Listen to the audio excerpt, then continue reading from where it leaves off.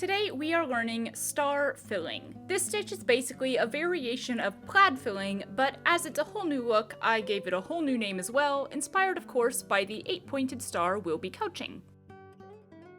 We'll start with, you guessed it, a trellis stitch. Side note, though the basic versions of many of these stitch designs begin with a trellis stitch, one easy and fun way to change up the look is to begin with a lattice stitch instead.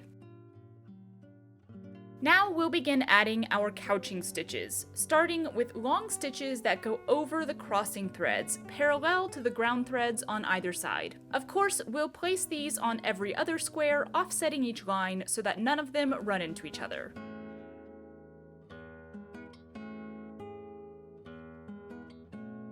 Next, we'll add couching stitches in the perpendicular direction, going over the ground threads and parallel to the crossing threads this time, to create a plus sign over every other square of the trellis.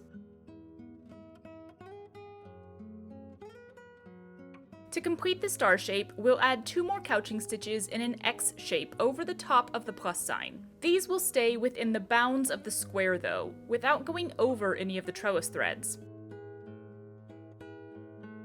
While I've done this design layer by layer, you could also stitch one complete star at a time before moving on to the next one. For clean consistency, just make sure you're stitching each one in the same order, so the central cross point on each has that same stack of threads.